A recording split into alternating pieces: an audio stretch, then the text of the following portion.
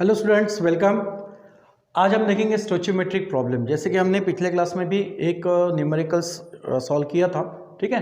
अब उसी हिसाब से यहाँ पर 3 न्यूमेरिकल्स यहाँ पर लिखे हुए हैं, तो जो हम सॉल्व करेंगे। हमने स्टोचियोमेट्रिक प्रॉब्लम्स में टाइप क्या देखे थे कि वहाँ पर 3 टाइप्स ऑफ प्रॉब्लम जनरली मिलेंगे, ठीक है। और वो कैसे होता है, या तो मास मास रिलेशनशिप वाले प्रॉब्लम्स होंगे, या फिर मास और वॉल्यूम्स का रिलेशंस में होगा, या फिर वॉल्यूम वॉल्यूम रिलेशनशिप होगा, ठीक है।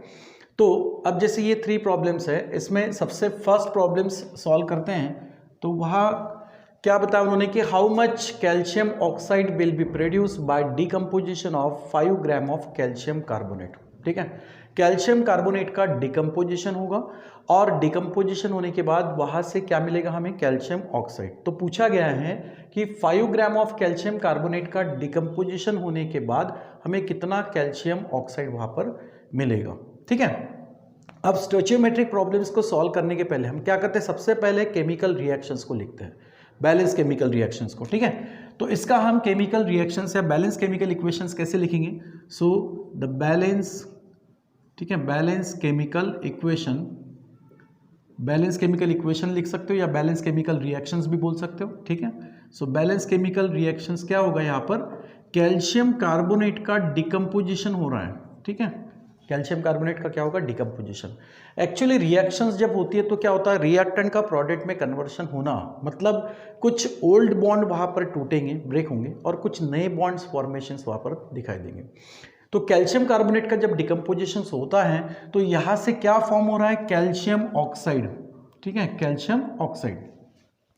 ऑक्सीजन को 2 इलेक्ट्रॉन्स की जरूरत है और कैल्शियम भी 2 इलेक्ट्रॉन दे सकता है, तो कैल्शियम ऑक्साइड ये कंपाउंड्स का फॉर्मेशन होगा।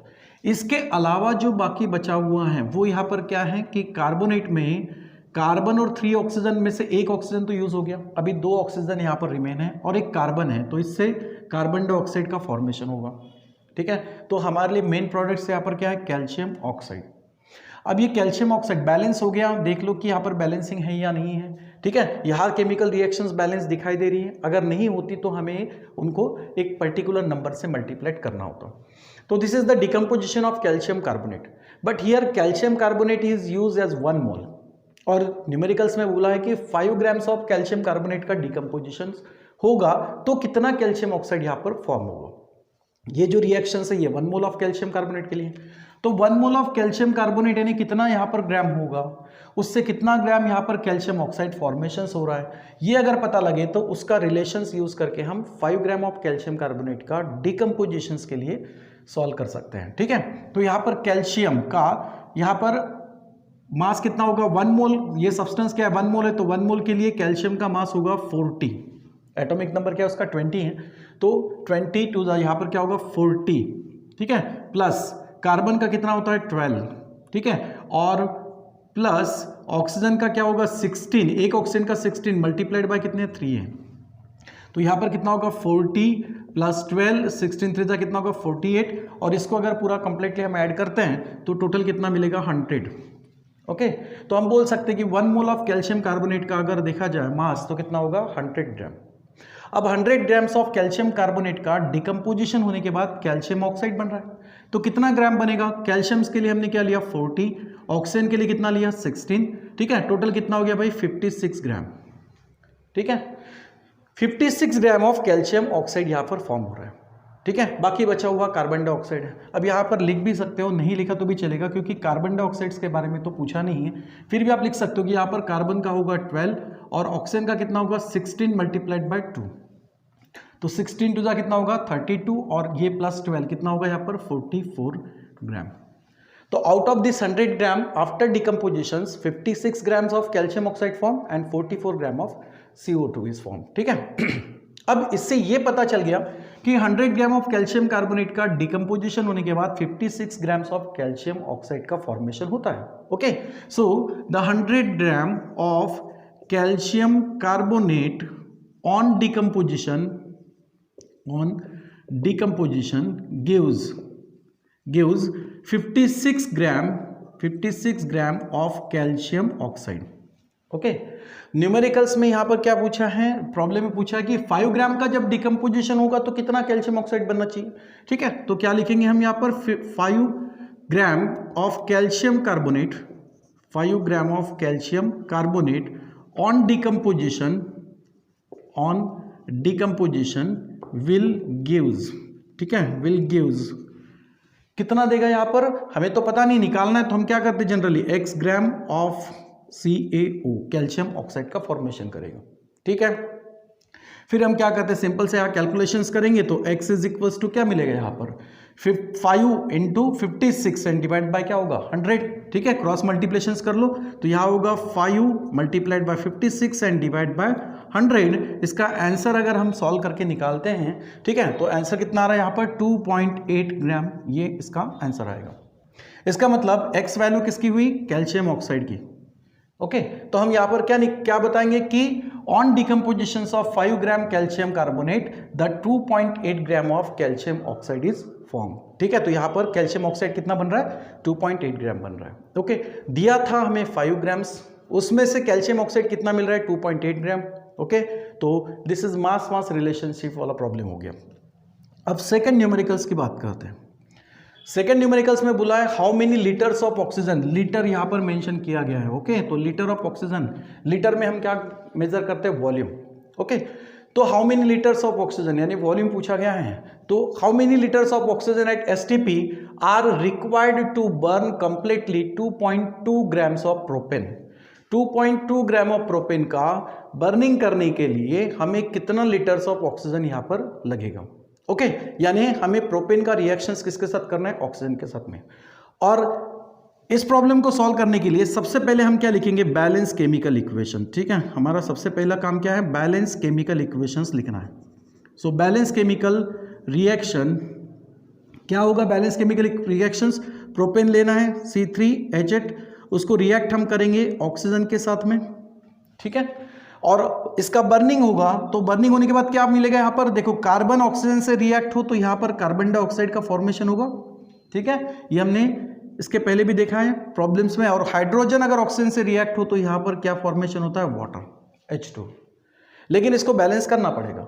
अब बैलेंसिंग के लिए हम क्या करते हैं, जनरली एक्सेस ऑफ देखते हैं कि कौन सा एलिमेंट यहाँ पर एक्सेस ऑफ पार्ट में दिखाई दे रहा है। जैसे कि हाइड्रोजन है 8 है, यहाँ पर हाइड्रोजन सिर्फ 2 ही है, तो 8 करने के लिए इसको क्या करोगे 4 से मल्टीप्लाइड करोगे, ओके। नेक्स्ट है कार्बन 3 है, यहाँ पर एक ही है तो इसको क्या करेंगे हम 3 से मल्टीप्लाइड करेंगे, ओके। अब बच्चे ऑक्सीजन, वो देख लो कितना है यहाँ पर 3 to 6 ऑक्सीजन और ये 4, 10 ऑक्सीजन हो गए। यहाँ पर 2 ही हैं तो इसको क्या करेंगे हम 5 से मल्टीप्लाइड कर देंगे, ओके। तो इस तरीके से ये हो गया बैलेंस केमिकल इक्वेशंस या रिएक्शंस, ठीक है। अब यहाँ पर प्रोपेन ऑक्सीजन के साथ रिएक्ट हो रहा है, लेकिन कितना प्रोपेन है यहाँ पे 1 मोल है। अब 1 मोल यानी कितना ग्राम है वो हमें निकालेंगे, ठीक है, वो हम निकालेंगे। हमें पूछा गया है भाई 2.2 ग्राम्स ऑफ प्रोपेन के लिए कितना लीटर ऑफ ऑक्सीजन रिक्वायर्ड रहेगा। तो सबसे पहले 1 मोल के लिए कितना ऑक्सीजन लग रहा है वो निकाल लेते हैं। तो C3H8 यानी कितना यहाँ पर इसका मास होगा, कार्बन यानी कितना 12 इंटू 3 C3 है, प्लस हाइड्रोजन के लिए कितना होगा 8 मल्टीप्लाइड बाय 1, ओके। ये जो है कितना होगा, ये 36 एंड प्लस कितना 8, ओके। टोटल कितना हो जाएगा यहाँ पर 44। तो 44 ग्राम्स ऑफ प्रोपेन, इसके लिए ऑक्सीजन जो लग रहा है वो कितना लग रहा है यहाँ पर 5 मोल्स ऑफ O2। लेकिन ऑक्सीजन का पूछा क्या गया है हमें, लीटर्स ऑफ ऑक्सीजन यानी वॉल्यूम पूछा है। और कौन से कंडीशंस पे, STP कंडीशंस पे, ठीक है। अब STP कंडीशंस में हमें ऑक्सीजन का वॉल्यूम कितना होगा वो देखना है। और हमने ये पढ़ा है कि under STP conditions the 1 mole of an ideal gas occupy the 22.4 litres of volume, okay. तो अंडर STP कंडीशंस में 1 मोल ऑफ गैस का वॉल्यूम कितना होता है 22.4 लीटर 1 मोल के लिए। लेकिन इस इक्वेशंस में कितना है 5 मोल है, तो इसको हम क्या करेंगे 5 से मल्टीप्लाइड कर देंगे, ओके। अब 5 से मल्टीप्लाइड करने के बाद इसका आंसर आएगा 112 लीटर, ठीक है, 112 लीटर। तो इसका मतलब यह है कि 44 ग्राम्स ऑफ प्रोपेन को ऑक्सीजन के साथ में कंप्लीट बर्न करने के लिए कितना ऑक्सीजन लग रहा है 112 लीटर्स ऑफ ऑक्सीजन लग रहा है, ओके। तो पूछा क्या है प्रॉब्लम में कि भाई 2.2 ग्राम्स ऑफ प्रोपेन को बर्न करने के लिए हमें कितना लीटर्स ऑफ ऑक्सीजन यहां पर लगेगा। तो ये हमें क्या इंफॉर्मेशन प्रोवाइड करता है, ये प्रोवाइड कर रहा है कि 44, ठीक है, to burn 44 gram of C3H8 propane, ठीक है, how much oxygen required 112 litre, 112 litre of oxygen required, oxygen is required, ठीक है, इतना ऑक्सीजन हमें लग रहा है। 44 ग्राम्स ऑफ प्रोपेन को बर्न करने के लिए हमें 112 लीटर्स ऑफ ऑक्सीजन की जरूरत है। पूछा है भाई 2.2 gram of propane will required, ठीक है, how much litre of oxygen, suppose x litre, ठीक है, x लीटर ऑफ ऑक्सीजन। अब ऐसे केस में फिर से वही क्या करेंगे, क्रॉस मल्टीप्लिकेशन करेंगे तो x इज इक्वल टू क्या मिल जाएगा, 2.2 इंटू 112 डिवाइडेड बाय क्या होगा 44। इसको अगर सॉल्व करते हैं तो इसका आंसर कितना आएगा 5.6 लीटर, 5.6 लीटर ये हुआ x का वैल्यू, ठीक है। तो इससे आंसर क्या पता लगता है कि भाई 2.2 ग्राम्स ऑफ प्रोपेन को कंप्लीटली ऑक्सीजन के साथ में बर्न करने के लिए हमें 5.6 लीटर ऑफ ऑक्सीजन की जरूरत होगी। ओके, समझ में आया? तो यहां तक हो गया सेकेंड प्रॉब्लम्स, ठीक है। अब थर्ड न्यूमेरिकल्स के बारे में देखते हैं। थर्ड न्यूमेरिकल्स में क्या कहा है कि a piece of zinc weighing 0.635 gram when treated with the excess of dilute H2SO4, यानी सल्फ्यूरिक एसिड के साथ हम कोई जिंक का सैंपल से पीस लेके उसको हम रिएक्ट कर रहे हैं और उस वक्त हाइड्रोजन गैस जो लिबरेट हो रहा है वो कितना है, liberated 200 cm³ of hydrogen at STP। पूछा है calculate the percentage of purity of zinc sample, जो हम जिंक सैंपल वहां पर यूज कर रहे हैं, ठीक है, वो पीस यूज कर रहे हैं, उसका प्यूरिटी कितना होगा। अब जब प्यूरिटी की बात आ रही है तो डेफिनेटली उस जिंक के पीस में या सैंपल्स में जिंक के अलावा कुछ इंप्यूरिटी भी होगी।